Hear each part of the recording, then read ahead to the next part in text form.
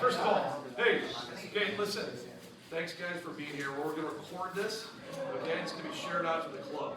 So please be on your best behavior. Yeah, so it's okay, because this is a resource for everybody.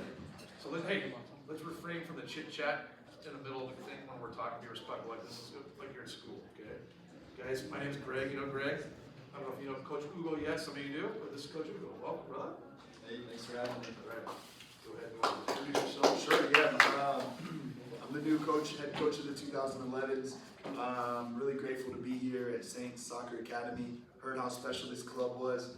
The awesome achievements that you guys have already had, and look forward to helping support, further accomplishments down the road. And yeah, I'm excited to be here. My name is Ugo Uche.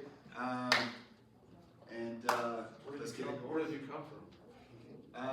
That's a great question. What's your story? So my background, gentlemen, is I grew up, I was born and raised in Ann Arbor, Michigan.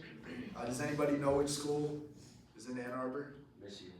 Let's go blue. Yep. So my father is from Nigeria, and it's a pretty cool story I can share with you another time. But my mom decided to send 20,000 pounds of books to Nigeria. She was a school administrator in New York, and she decided to make a difference.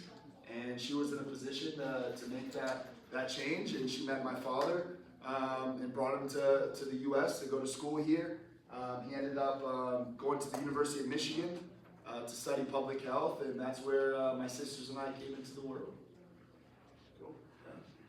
Well, we're here to kind of, we all have our own stories, our own experiences. Some of you guys are, just beginning this process of life. You guys have it. So first of all, first question is, do you guys know what year is your peak year as an athlete?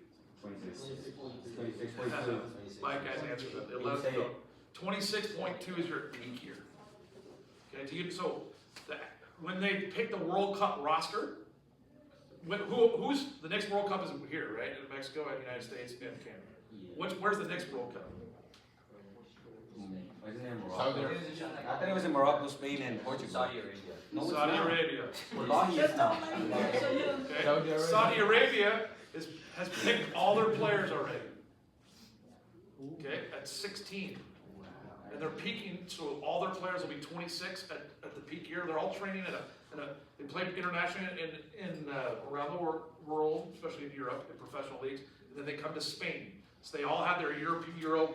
They can play all over the place in Europe, and then go to Spain and train in Spain and build for the. So they're peaking to have their own players at 26.2 peak at that age. That's what their whole philosophy. That's what research has proved of that. But even at 26, best players are still playing, right? Messi's what, 38?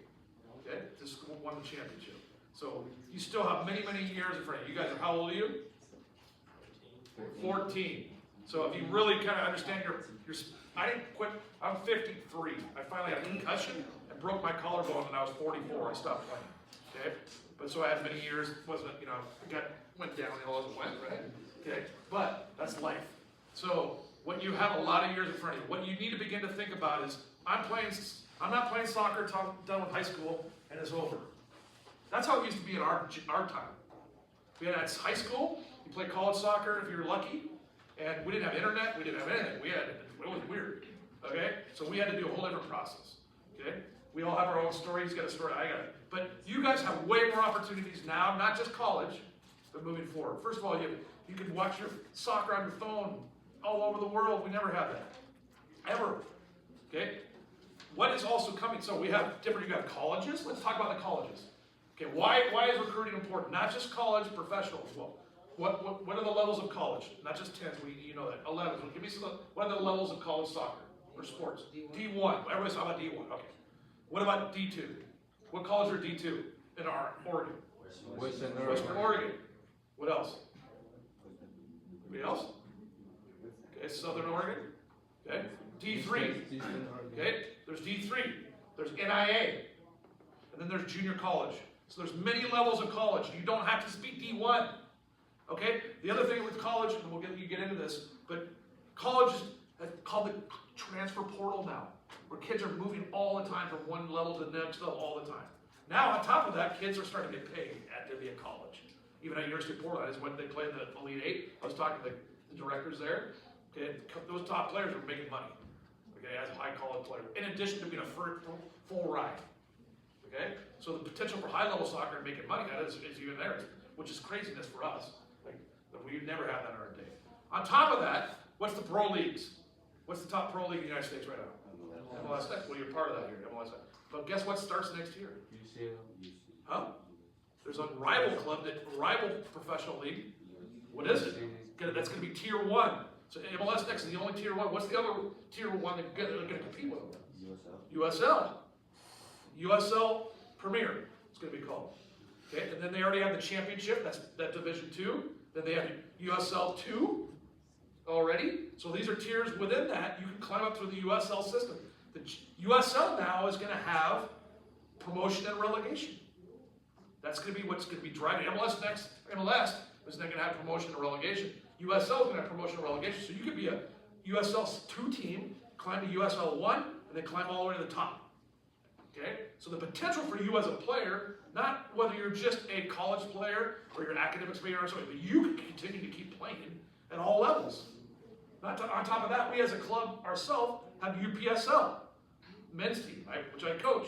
So it's a bunch of college players that come part-time and play. And then there's some that are old players, it's a mix of older players and college players that play to give you the opportunity to continue to keep playing, where you're at. So even if you graduate high school, I mean, you guys are just getting into high school, some of you are in high school, but this is the process to begin to think about as you move down the line.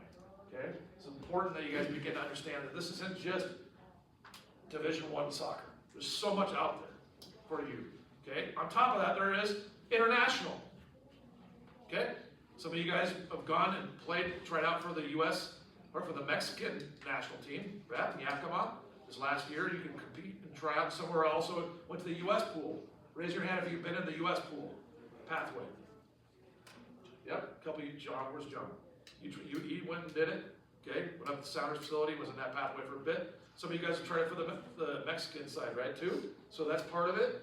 There's a lot of options for you guys moving forward. And so we call those pathways. Guys, our job is to provide as many options, give you options and pathways that was very limited in my day, okay? Because soccer was barely even talked about, okay? But now it's becoming big, it's a big deal. So we got Ugo's going to speak to you a little bit and talk about his experience and about the college experience and what that's about. So jump on in. Cool. No, thank you so much. Can you clap it up for Greg?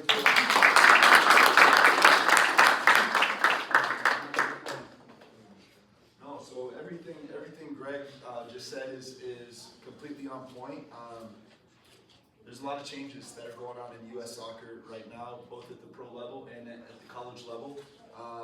It's getting harder and harder to crack into the Division I level of the game. I mean, even when I was graduating high school in 2010, there weren't many kids that made it out of Ann Arbor that went D1. I think there was a handful of us. But in today's climate, there's a number of things that you all can do to help kind of build out your recruitment package to get yourself exposure and recognition at the local level, and then try to spread to regional, national, or even international level. And obviously you are all pretty high level players in Portland, but you have a lot of competition. This week we've seen teams from all over the country.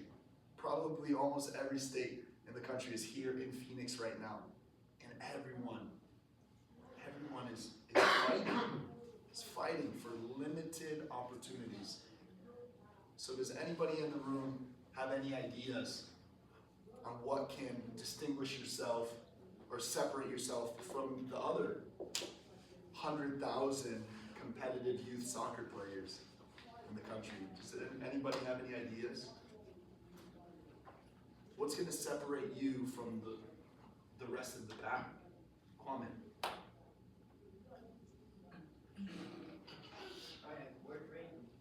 Your work rate? Yeah. Your determination, your work rate, your attitude, your effort, your personality and your character. Anybody else have any ideas? Your work rate is important because no matter where you go, if you don't have a determination and a work rate, you own yourself. Your parents aren't gonna do it for you. You gotta do it for yourself. And I'll tell you a story, we'll learn a little bit about this later on, but keep going. Yeah. Yeah, work rate is huge. Kwame, and everybody is gonna be good. Okay, a lot of the players that were good when they were younger aren't so good anymore. They might have peaked too early. They might have stopped working hard because they got comfortable or got a little bit too confident. Okay, so your humility and your patience, your perseverance, your positive mentality, and your work rate, those are all very important pieces of what's going to help you make that jump to the next level. Does anyone else have some ideas on what could help distinguish you from the other 100 or 200,000 high school soccer players across the country? Nothing? Okay, how about I share a little bit of my own background? So, before a coach can recruit you and see what you have to bring to the table and take a look at your highlight video, the most important thing that you can do is set yourself up in the classroom for success. So that means getting top grades, not okay grades. If you get okay grades, that's not good enough. Okay? Unless you're one of the top 10, top 100 players in the country, college coaches are looking for players that have above a 3.5 GPA. All right? And that opens up so many more opportunities for you. Okay? If you're an average player, just average. How many people in the room are average soccer players? Be honest. Have some humility, guys. There's a lot of good players across the world. How many average soccer players do we have in the room? Okay? A lot. A lot. I'm sure you are all very talented and have your own strengths, but in the scheme of things, you're pretty average. So, if you have a 3.5 GPA and you're an average soccer player, you can make it to D1. You can make it to D2. And you can make it to the other leagues. But if you've got below a 3.0, below a 2.5, and you're an average soccer player, that just took out 80 to 90% of the opportunities that you could have had. And just to give you guys a little bit of background, college is not just an opportunity for you to try to get to the pro level, which very few players get to. College is an opportunity that's going to set up the rest of your life for success. Could be where you meet your future wife. Could be where you make the connections that are going to set you up for a successful career. It could be where you build experience and you learn and you grow and you develop into Your own club. into building your own business someday, your own club, your own career. Could be where you become a man. Okay. So it's an amazing opportunity that you have, and I'm going to share a story that my father told me since I was a child. My dad, as I mentioned, grew up in Nigeria, southeast region of Nigeria, in a small village called Umunachi. And when my father was growing up, our country happened to go through a civil war, where kids couldn't go to school, you couldn't go to church, you couldn't even go to the marketplace because you could get bombed, you could get killed. So during this time period, my dad couldn't go to school between about 6 and 8 years old. And when my grandfather led our family out of our village into the rainforest so that he could keep us alive, so that I could be here sitting and talking to you guys, my grandmother, Mama, she carried a basin. Has anybody ever seen a picture or video of Africans carrying like a big basin on their head and they're balancing it without their hands, fetching water, carrying things to the market? Has anybody seen that? Big basin on their head with a wrapper tied. So our family fled to a village 5 miles away by foot. And my grandmother was carrying this basin. A basin, a big basket. All of my grandparents could not read or write. They were illiterate. But could anybody imagine, can anybody have any ideas of what was in that basket that my grandmother carried into the different villages and into the rainforest for survival? Water, maybe maybe water or food would be a good idea. Does anybody else have any ideas? Yes, Reese. A baby? No, she did not carry a baby. Any other ideas? Books. Books. My father's books from grade school. Fleeing your village in order to survive. And my grandmother couldn't read or write, but she carried my father's books because he was a hardworking student. He was a top student and took his academics and his education very seriously. And even though she couldn't read or write, she was smart enough to know that those books were his ticket out of this turmoil situation that they were in. 2 million of my people died in that war. 1 to 2 million. Mostly through starvation, because that's a great war tactic. Instead of fighting and losing your own soldiers, if you just cut off the food supply and you starve people to death. But my grandmother carried my father's books, and that made a difference in his life. That motivated him to take his classes seriously. And he would tell me stories about how he would not, if he got a 98 or a 99%, he would cry. He would come home, his classmates would make fun of him. If he scored less than 100%, he would cry. How many of you guys cry when you don't get something you want? Lose the game. Sometimes we feel bad. Guys, that determination, that drive, that desire. He was hungry for opportunities, and that's how hungry many kids are around the world. So you are all in an incredible situation where you have access to technology, you have access to libraries, to school systems, whether you're at public or private. You have everything at the tip of your fingers. But sometimes that can be a challenge itself, because when you get things too easily, or you don't have to fight to go fetch water miles down the stream every morning before you sweep the compound. And then you go to the farm to plant, to grow your food, banana, mango, cassava, cocoyam. I know we're getting a little bit off topic, but this is important, gentlemen. You go to the farm before it's too hot. Can you guys play soccer in the middle of the summer at like 2 or 3 p.m. in California or Florida? Probably gonna schedule your games at 8 a.m. and 9 a.m., right? Because it's too hot. It's too hot during the day. So when you go to farm, you have to do it in a certain window, right? In a certain season.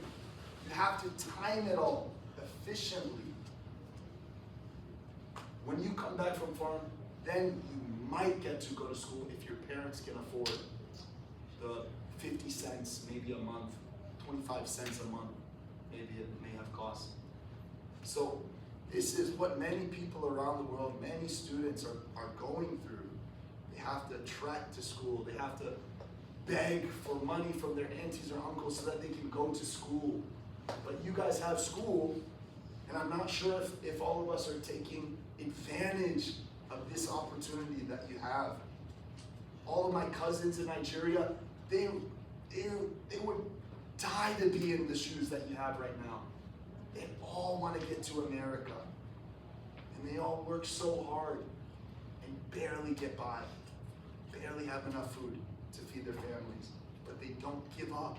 They keep going. They have faith that at some point things are going to get better if they don't give up. So that determination and that work ethic and that work rate, hopefully you guys can take something from this story and incorporate it into your lives on the field, in school, and when you're not in school or on the field, are you going to go on your video games or scroll the web, or are you going to make something?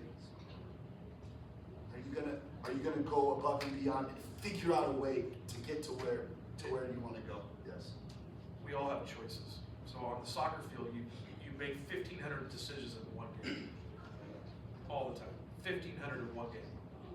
Now, when you come off the field, you all have choices, all the time. Okay? You guys understand it's very important, that choice. I don't know if you guys know this, but speaking to this African, you know, my oldest daughter is Ethiopia. It's not Ethiopia, it's Ethiopia. Okay? She was 4 months old when we got her. She was left on the side of a road at 1 month old in Diridaba, which is close to Somalia. Okay? We went there. She was an orphanage. She was, we didn't know. We got her when she was 5. We met the woman that gave her name. Her name is Bethlehem.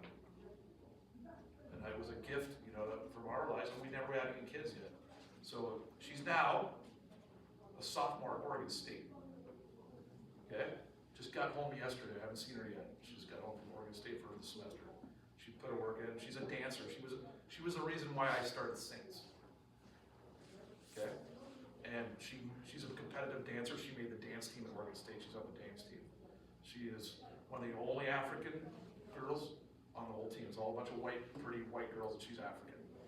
Okay? So always believe in who you are. I don't care where you come from, what you believe in, opportunities.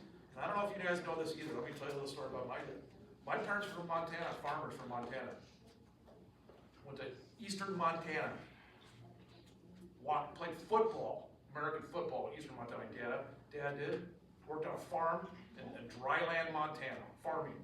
Okay? My dad then went to eastern Montana, to Montana State, then went to USC. He got his master's at USC and studied ultrasound and wave frequency. Then got an opportunity to go to the University of Washington. And I was born, all my siblings were born in California. I was born in Washington. My dad became a professor at the University of Washington in bioengineering, which is study of the ultrasound and using technology for cardio. Do you guys know what my dad invented though? Sonicare toothbrush. Yes. Okay. So my dad was the founder of Sonicare toothbrush. He's the guy that patented the wave frequency of the whole person. Beep. You know what I'm talking about? Okay? So my dad is a Montana farm boy. My grandmother was a one schoolroom teacher in Montana in a tiny little town. She taught all the ages. Education is the future of your life.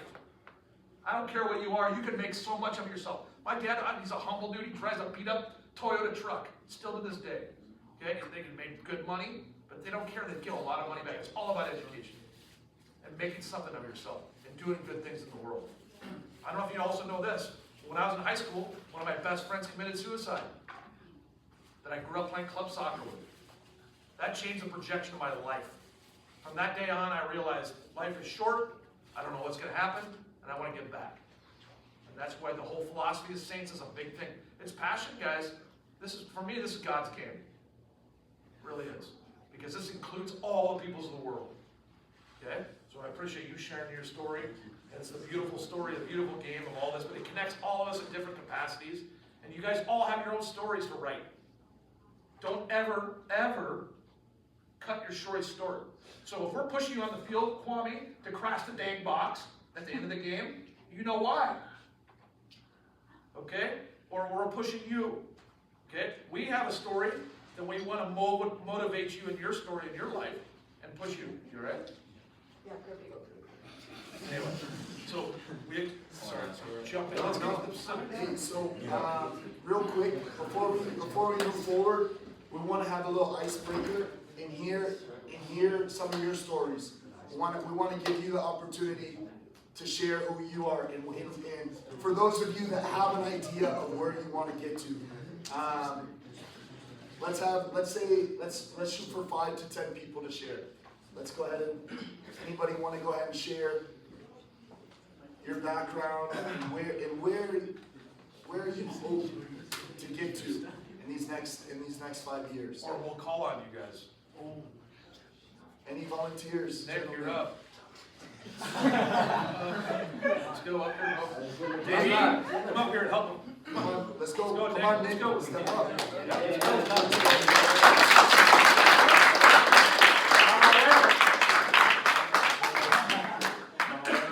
We want to hear your story.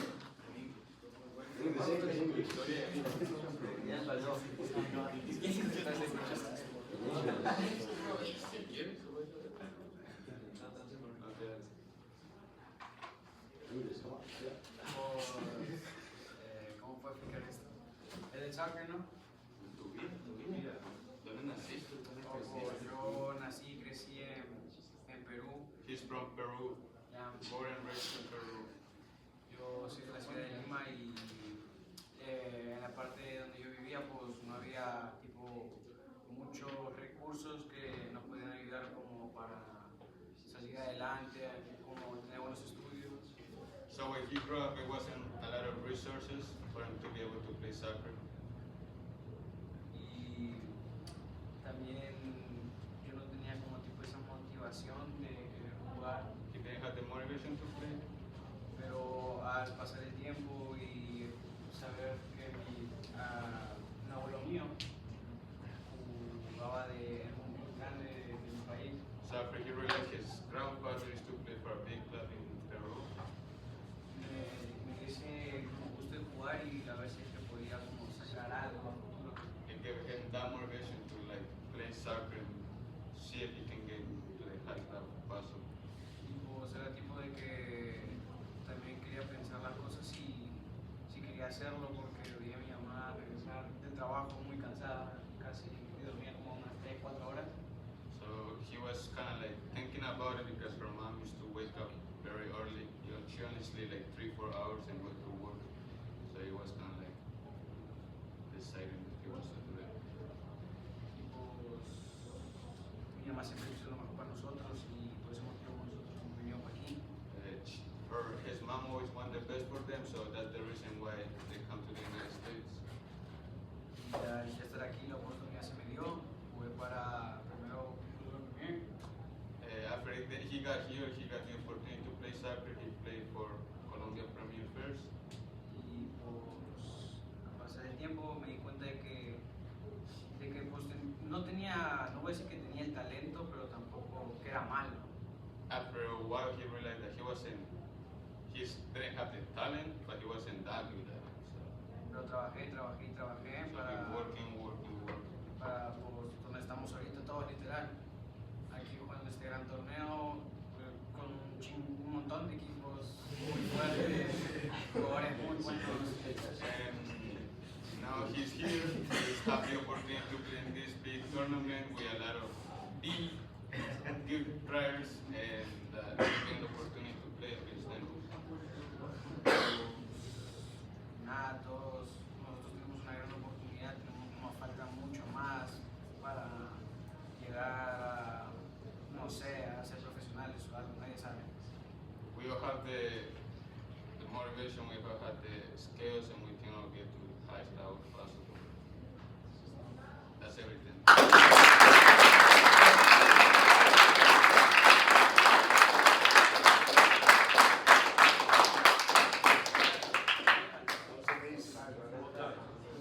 That was amazing to hear his story. Nick is your name? That was amazing to hear that story. So, ¿qué piensas en tu vida? ¿Qué quieres? ¿A dónde tú quieres? Ay, Yo quiero sacar a mi familia adelante. He wants to take his family like forward. he wants to move his family forward. See, one of our own teammates here at the Saints came all the way from Peru, a small country in the world. Beautiful country. Beautiful country. I've never been. I heard Machu Picchu. It's pretty cool. Can we hear a few more player stories? Let's go, Kwame. Come on, Kwame.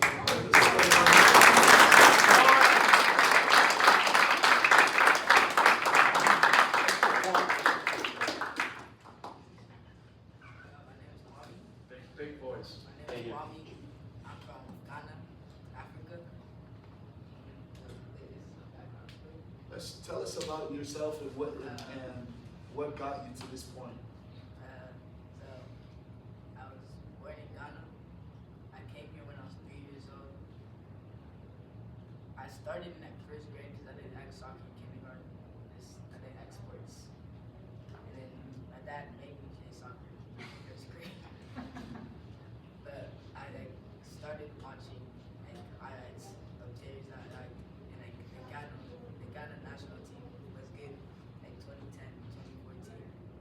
So my dad basically made me watch all their clips and highlights, and I found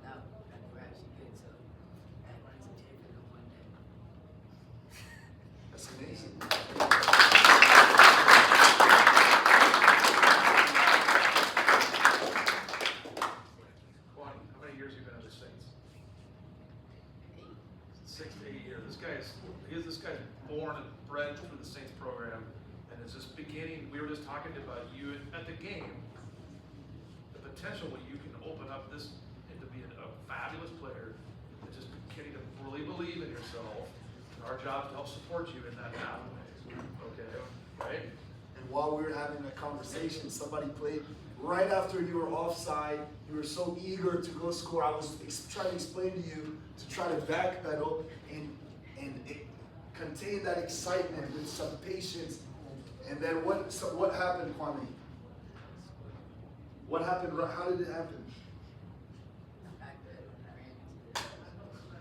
The ball was played over the top, and you held your run. You curled it around, and you got there. You finished with incredible composure. I mean, you just lifted the ball up without putting it up too high, and you buried it in the back of the net. And that was great to see you score that goal.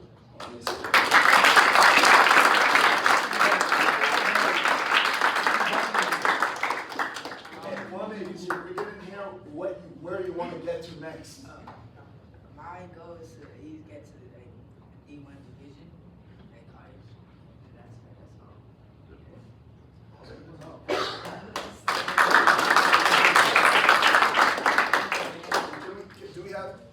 Can we have one or two more? Sure. Players to share your background. We all have stories. Let's go set. Oh, money. Okay, we have Coach. Yeah. Hello guys, if you guys know me, I'm Coach David. I was born and raised in Colombia. Since I was 15, I live in there. I grew up in the capital city of Bogota. It's one of the dangerous neighborhoods, if not the most dangerous neighborhood in the city. I grew up with a father. He was a drug addict, so he was using drugs in front of me, in front of my sisters. He made me buy for him, so it's something that I never speak about. I open up because I feel that this is a motivation for you guys to get to a high level, right? And I used to work since I was 4. I used to sell some candy for my mom. I used to help my mom pay for bills, help my mom pay for rent, all of that. So I always been like working since I was 4. I was in the foster program with my younger sisters for like 8 years before we got adopted. We lived in a very rough for like my first 9 years of my life. I was living in hotels. I didn't have a stable house because my dad always come, beat my mom up, and then leave, and then leave us with nothing. So always put. My mom was a single mom with 4 kids. So when I tell you guys to work hard for your family, do it, guys. Your family should be the #1 motivation for you guys, for everyone. No matter how big you are, how small you are, always show pride, always show love to your family, because that's the reason you guys are here. You guys are not here because you guys, maybe you have the talent to play soccer, right? But if your parents don't give you the opportunity to play soccer, if your parents don't give you the opportunity, if they don't work hard, they're never gonna get here. I know a lot of you guys come from immigrant parents that they have the best, and you guys are here for because of them, right? I was adopted by an American family. Unfortunately, that's a blessing for me, right? I was adopted with my sister by an American father. And my adopted mom died of cancer 2 years after my adoption. So it was a hard moment too, because I just met her, but we make a big connection. She died of cancer. It was a big blow. I was in college playing soccer by the time. So I never played soccer like 11v11. I never had the opportunity. In my country, if you want to play 11v11, you need to rent the field. You can't just go to a soccer field and play. We play futsal, that's 5v5. So I played since I was like 8 until I was like 15. I only played 4 years of 11v11. And then I wasn't the best. I wasn't actually decent because I never had the background to play 11v11. I was like the futsal guy.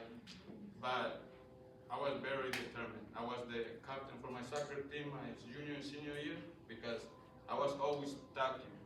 I wasn't practice best, but I always push, I always tackle, I always swim my ass out.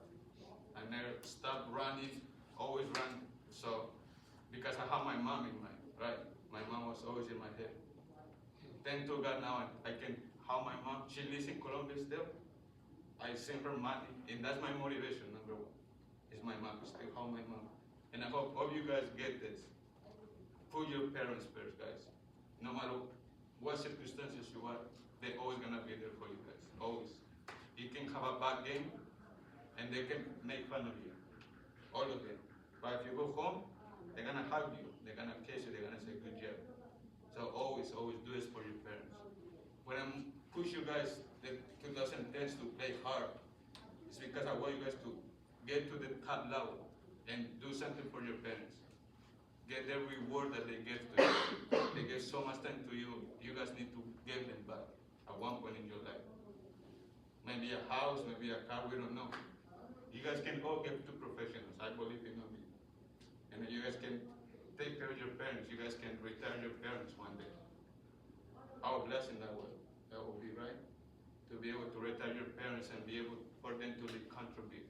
Just by playing soccer. A lot of this, my mom is still working. She's almost 60, 70 years old. She's still working because she don't have nobody besides me and my sister. That's the only people that help her. The government is not helping her. Nobody. So when I say you guys, do it for your family, do it for them, guys. Don't do it for nobody else. Don't think about anybody else. Just do it for you and your family, and you guys gonna get to a high level.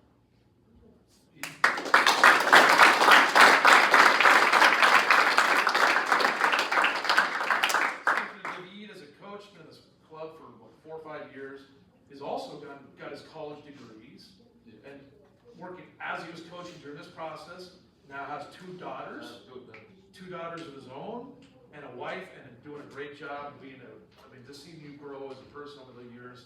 We're blessed to have you part of this club, so thank you so much for your story.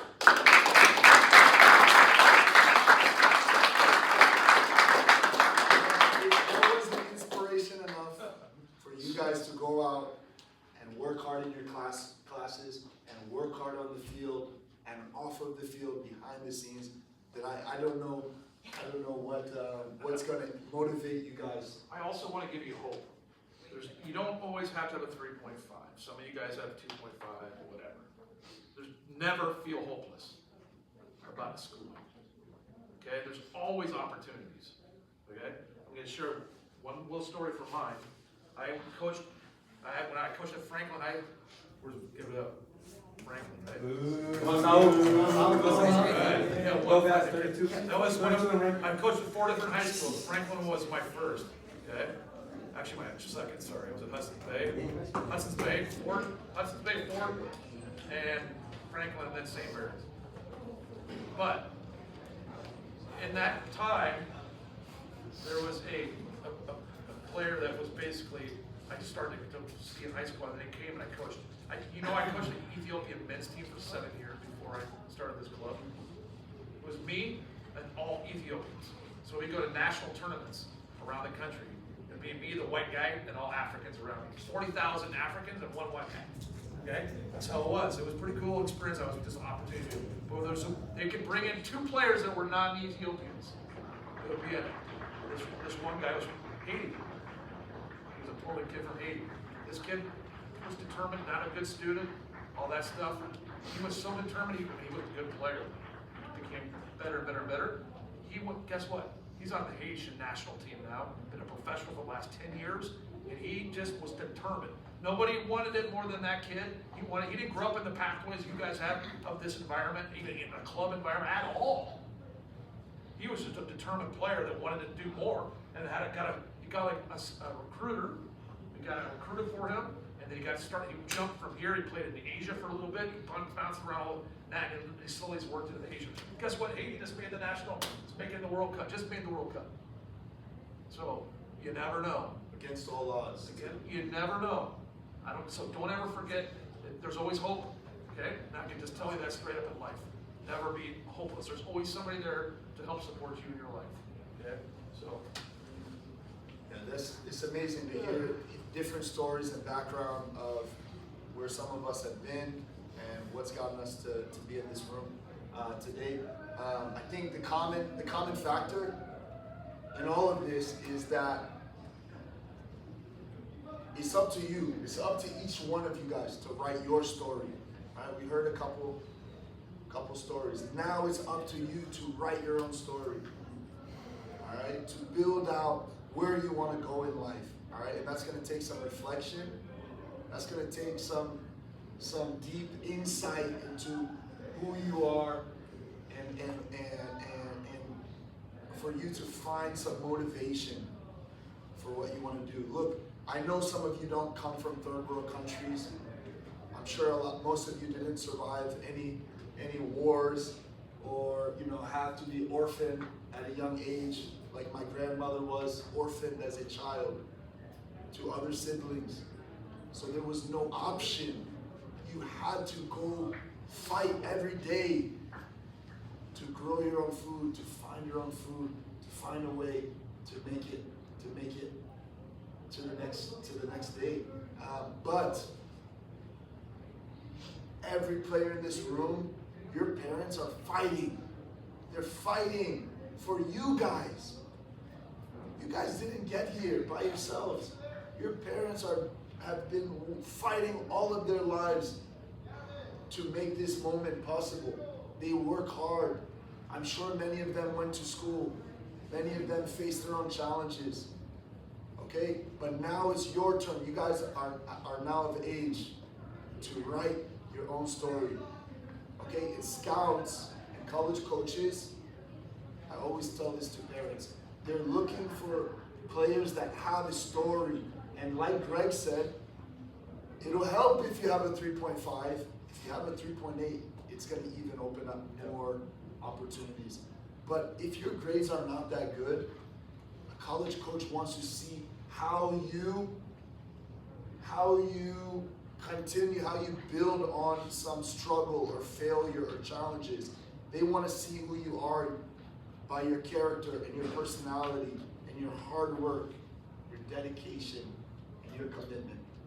Okay, I know you guys are probably pretty tired from this busy week, but we want to go ahead and, instead of doing questions and answers at the end, we want to go ahead and open that up right now and hear what you guys are curious about learning. Look, I played soccer at the University of New Hampshire.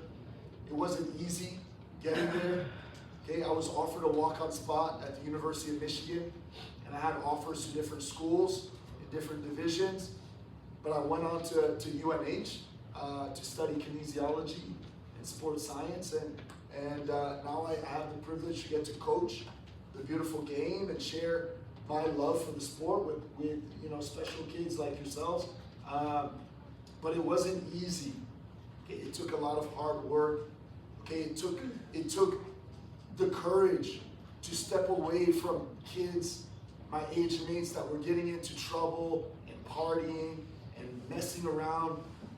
Okay, I had to surround myself around winners, and that's a huge piece of the puzzle, because some of you will have the good grades and you even have the talent to play at the next level. But if you're surrounding yourself with losers and guys that are making bad decisions, they're gonna pull you down with them. So if you guys can do anything, try to surround yourself with winners, with high achieving students, with hardworking athletes, whether it's the basketball team, the football team, the wrestling team. Try to surround yourself with winners that have a championship mindset. Okay, let's go ahead and open up some questions and answers about the recruitment process and or college soccer. Does anybody have anything that they're curious about learning more about? You're all here in this room. Why are you guys here? Let's hear why you guys are here, or what you want to learn about the recruitment process. Back there, do you have anything? The glasses? Yeah, you. Jose. Do you have any plans on furthering your education after high school? Probably like offers during my high school season. I'll see. I'm still not sure. The truth is that the offer